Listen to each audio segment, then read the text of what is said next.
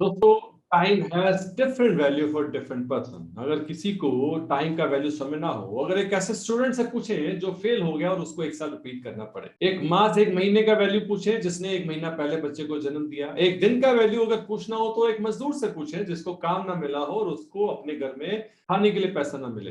हर किसी के लिए साल, किसी के लिए महीना, किसी के लिए एक दिन। तो मन में क्या क्या ख्याल आते होंगे। एक मिनट की अगर कीमत पूछनी है तो उस पैसेंजर से पूछे जिसकी एक मिनट की वजह से ट्रेन छूट गई।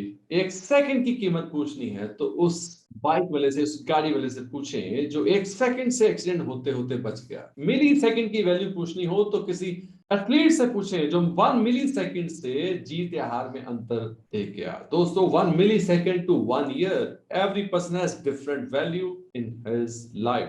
आज मैं आपके साथ टाइम के बारे में कुछ ऐसी बात करने वाला हूं जो इससे आप टाइम में ज्यादा प्रोडक्टिव हो पाएंगे, जिससे आप अपने गोल को जल्दी अचीव कर पाएंगे। एक एग्जांपल से समझते हैं। फॉर एग्जांपल कि आपको 86,400 रुपीज हर रोज मिले हैं और आपको हर रोज उसे खर्च करना है। हर रोज आपको फिर से 86,400 रुपीज मिलेंगे, तो आप क्या करेंगे, कैसे खर्च करेंगे, पूरा खर्च करेंगे या नहीं? तो 86,400 रुपीज मैक्सिमम यूटिलाइज करेंगे। क्यों? क्योंकि रोज मिलने वाले हैं। सिमिलरली माय डियर फ्रेंड्स, कुदरत ने हम सबको 86,400 सेकंड्स दिए हैं दिन में। समय किसी के पास कम या ज्यादा नहीं होता, लेकिन रिजल्ट सबके अलग अलग आते हैं, क्योंकि शायद हम लोग 24 घंटे को सही तरह से इस्तेमाल नहीं करते और कुछ लोग हैं जो उसे इतना अच्छा इस्तेमाल करते हैं क्योंकि उससे वो प्रोडक्टिव ज्यादा होते हैं और अपने गोल्स को अचीव कर लेते हैं। अगर आपने भी टाइम मैनेजमेंट सीख लिया तो आप भी बहुत जल्दी उस लेवल पर पहुंच सकते हैं जहां पर आपको पहुंचना है। सो 86,400 सेकेंड्स आप वेस्ट करेंगे या इन्वेस्ट करेंगे? Choice is yours. जो भी आप चॉइस करेंगे वो सही है।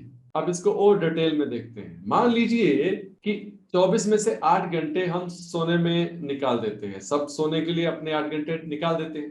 मोस्ट ऑफ द पीपल जो जॉब करते हैं वो 8 से 10 घंटे वहां निकल जाता है। 8 घंटे अगर हम जॉब का निकालते हैं तो 1 से 2 घंटे कई बार ट्रेवलिंग में निकल जाते हैं। किसी बड़े शहर में 1 से 2 घंटे ट्रेवलिंग में आमतौर पर निकल जाता है। तो बेसिकली तकरीबन 10 घंटे हमारे काम या आउट ऑफ होम निकल जाते हैं और कई लोगों के लिए 12 घंटे भी है। So it is around 10 plus 8 18 hours. और अगर हमें 10 12 निकालू तो 20 आवर्स निकल गए और बाकी कितने बचे? 4 आवर्स और 6 आवर्स। अब सुबह जल्दी उठने के बाद 1 घंटा हमें अपनी प्रिपरेशन के लिए चाहिए। रात को जब हम आते हैं 1 घंटा हमारा सोने से पहले निकल जाता है। तो अब इफेक्टिवली हमारे पास 2 घंटे ही बचते हैं। ऐसा हम क्या करें कि उस पर्टिकुलर टाइम में हम अपने आप को अपग्रेड करें, या एग्जैक्टली हम क्या करें? ये अगर आपने डिसीजन ले लिया तो फिर आप बहुत ही इफेक्टिव टाइम मैनेजमेंट कर सकेंगे। अगर आपको इफेक्टिवली टाइम मैनेज करना है तो सबसे पहले आपको डीक्लटरिंग को समझना होगा। डीक्लटरिंग यानी क्या? दोस्तों, अभी टाइम को मैनेज नहीं करना, अपने आप को मैनेज करना है। टाइम तो 24 घंटे है, सबके पास बराबर है, तो अपने आप को कैसे मैनेज करते हैं? तो सबसे पहले आता है डीक्लटरिंग। डीक्लटरिंग के लिए आपको क्या करना है? आपको एक नोटबुक लेनी है। आज के सेशन को उसी जगह पोस्ट करना है। अपने लिए आप नोट कीजिए, वॉशरूम में जाइए और वॉशरूम में जाकर के उन सब चीजों को देखिए कौन सी ऐसी चीजें हैं जो जरूरी नहीं है। हो सकता है वहां पे आपको ऐसे टूथब्रश दिखे जिसके सारे ब्रशेस निकल चुके हैं, लेकिन फिर भी हमने उसे वहां रखा हुआ है। कई बार हम ऐसी चीजें हैं जो हम यूज करते हैं जो पुरानी हो चुकी हैं और वहां पड़ी हैं, काफी टाइम से यूज नहीं कर रहे। लेकिन अगर वो यूजफुल नहीं है तो आपको यूज में नहीं आने वाली सारी चीजों को निकाल देना है। अपनी वॉशरूम में क्लटर मत रखिए। आपके जो वर्किंग टेबल है वहां पे क्लटर मत रखिए, क्योंकि ये आपकी हेल्थ पे असर करता है। जहां पे भी क्लटर होता है, साइंटिफिकली न्यूरो साइंस के हिसाब से वहां पे लोगों के ज्यादा बीमार पड़ने के चांसेस होते हैं। तो उन सब चीजों को खाली कीजिए। उसके बाद फिर अपने बेडरूम में जाइए। बेडरूम में अगर क्लटर होगा, बेडरूम किस लिए होता है? जहां पे हम सोते हैं, जिसकी वजह से हम रिकवर होते हैं नेक्स्ट डे के लिए। लेकिन अगर वहां पे क्लटर है तो इससे आपकी नींद अच्छी नहीं जाएगी। आपका जो माइंड है वो पीस के लिए वहां जाता है, लेकिन वो उसे हो सकता है पीस ना मिले।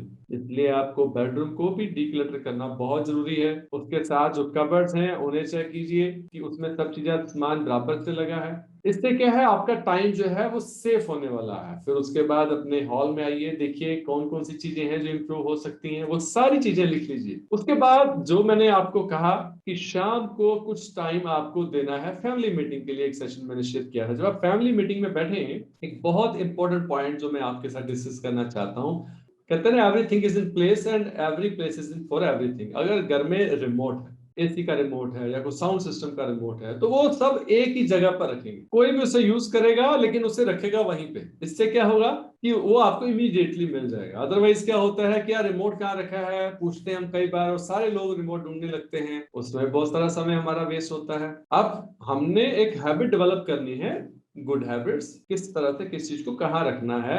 गाड़ी की है या बाइक की है, स्कूटर की है, पर्टिकुलर एक ही जगह पर रखनी। अगर कोई कहीं और रखता है तो उसे दोबारा से ट्रेन ऐसे करना है कि उसे वहीं पे रखना है, जिससे क्या होगा कि आप अगली बार उसे ढूंढने के लिए आपको मेहनत और समय नहीं लगाना पड़ेगा, क्योंकि ये एवरी टाइम उसी जगह पे जब आप उस चीज को डालें रखेंगे तो उससे एक हैबिट डेवलप हो जाएगी। अब फॉर एग्जांपल कि अगर उस जगह पे होकर के किसी और जगह पे वो रखी गई है तो फिर पूरा घर हम ढूंढना शुरू करते हैं, फिर हम वी गेट डिस्टर्ब, हमारा माइंड इससे डिस्टर्ब होता है। तो अपने माइंड को काम करने के लिए हम कई बार उन चीजों को डेली एक जगह पे रखने की जब हैबिट डालते हैं, it gives us better results. अब यही हैबिट दोस्त आप अपनाएंगे आपके लैपटॉप के लिए। जब भी आप कोई डेटा डालें तो उसे अलग अलग फोल्डर में रखें और ऑर्गेनाइज करके रखें, क्योंकि कई बार जब हम कुछ चीज ढूंढने की कोशिश करते हैं तो फिर वो ऑर्गेनाइज ना होने की वजह से बहुत सारा टाइम हमारा उसमें वेस्ट हो जाता है। ऐसा आपके काम को ऑर्गेनाइज करने के लिए आपको फोल्डर बना करके उसे सिस्टमेटिक जगह पे रखना है। यानी लैपटॉप में भी जो डीक्लटरिंग है उसे रिमूव कर देना। आपको ये चीज को चेक करने के लिए एक बार सारी चीज को ऑर्गेनाइज करना है कि क्या वो ऑर्गेनाइज वे में ही रखी हैं। आपके कबर्ड को चेक करना है ऑफिस में कि आपके नोट्स वहां कैसे रखे हैं, पैसे कैसे रखे हैं, क्या वो सही सीक्वेंस में रखे हैं, आपके विजिटिंग कार्ड्स क्या वो सही जगह पर हैं। आपके वॉलेट में कोई भी एक्स्ट्रा चीजें मत रखिए, क्योंकि जब आप स्पेस क्रिएट करेंगे तो वहां पर ज्यादा एनर्जी आने के चांसेस हैं। तो होता क्या है, कई बार हम स्पेस क्रिएट नहीं करते, पूरा हमारा जो वॉलेट है वो भरा होता है, जो हमारा शेल्फ भरा होता है। कई बार हमारा वॉलेट देखें तो इतना पुराना हो चुका होता है कि उसकी शक्ल खराब हो चुकी होती है। इसे चेक कीजिए। लक्ष्मी को आप कैसे यूज करते हैं, ये आपके फाइनेंशियल फ्रीडम के लिए बहुत इंपॉर्टेंट है। ये भी न्यूरो साइंस का एक हिस्सा है। इसको अगले सेशन में मैं एक बार आपसे जरूर डिस्कस करूंगा वेल्थ बिल्डिंग फॉर्मूला में, कि कैसे आप इसे मैनेज करें। फॉर द टाइम आप अपने वॉलेट को मैनेज करें। अब ये टोटल प्रोसेस हो गया डीक्लटरिंग का। अब हमारी जो डे टू डे एक्टिविटी है उसे हम कैसे प्लान करें। फॉर एग्जांपल कि अभी हमने सेवर्स की बात की थी। सेवर्स के लिए आपको अराउंड 1 आवर स्पेंड करना है। अगर आप बहुत बिजी हैं और आपको लगता है कि आपके पास टाइम नहीं है, तो आपको आपके आपके नींद में से थोड़ा समय चुरा लेना है। अपने आप के लिए वो समय लगाइए, इन्वेस्ट कीजिए। अपने एक टू डू लिस्ट बनाने की हैबिट में आइए। हर रोज जब आप टू डू लिस्ट बनाएंगे एडवांस में, एक दिन पहले, जो अगले दिन आप करने वाले हैं, तो आपको क्लैरिटी रहेगी कि आपको क्या करना है। तो अपने हर एक्शन में जो भी आप काम कर रहे हैं उसके बाद 1 घंटे के बाद 10 मिनट का ब्रेक लीजिए और उस 10 मिनट में अपने आप को रीजनरेट कीजिए, ताकि आप ज्यादा एफिशिएंसी के साथ, ज्यादा फोकस के साथ अपने अगले घंटे को बिता सकें, अपने बाकी बचे हुए टाइम को ज्यादा प्रोडक्टिव बना सकें। So to do list helps us to get important work done early. जल्दी करने में वो हेल्प करते हैं। सो आपको वो चीज पे जरूर कहते हैं ना, always plan your work then work on your plan. पहले अपने काम की योजना बनाएं, फिर उस योजना पे काम करें। जब आप ऐसा करें तो आपके एक्शन के बाद इंपॉर्टेंट काम पूरा करें, फिर अपने आप को कोई ना कोई रिवार्ड दें। अपनी जब भी टू डू लिस्ट बनाए उसमें प्रायोरिटाइज जरूर करें। जो प्रायोरिटी है उसे सबसे पहले खत्म करें। और आपको नोट करना है कि दिन में कौन से समय में आप बहुत ज्यादा सबसे ज्यादा प्रोडक्टिव थे। आपको लिखना है कि पर्टिकुलर स्लॉट में आपने कितना टाइम लिखा है जो काम के लिए आपने रखा है, और जो आपने ब्रेक पीरियड जो रीजनरेट के लिए रखा है उसको आप कैसे स्पेंड कर रहे हो। वो ये नहीं कि वो लिमिट 10 मिनट थी और बाद में आपने उसे आधा घंटा उसी तरह से 1 घंटा ऐसे ही स्पेंड कर दिया। सो हर टाइम फ्रेम को अगर आप वॉच करें, वॉच योर लास्ट 2 आवर्स, अगर इस हैबिट को डेवलप कर लें तो ये एक्सरसाइज जो है ये आपको ज्यादा प्रोडक्टिव बनने में हेल्प करना शुरू कर देगी। क्योंकि हमारे बहुत सारा टाइम जो वेस्ट होता है, जब आप उसे एनालाइज करते हैं, आप आइडेंटिफाई कर लेते हैं, तो आप अगले टाइम को स्पेंड करने के लिए ज्यादा सिंसियर हो जाते हैं, ज्यादा कॉन्शियस हो जाते हैं। सो आई होप कि इस चीज को आप प्रैक्टिकल लाइफ में इंप्लीमेंट करेंगे। इसी तरह के नए नॉलेज सेशन के साथ फिर आपसे मुलाकात होगी। This is Naveen Sharma signing off until we meet again.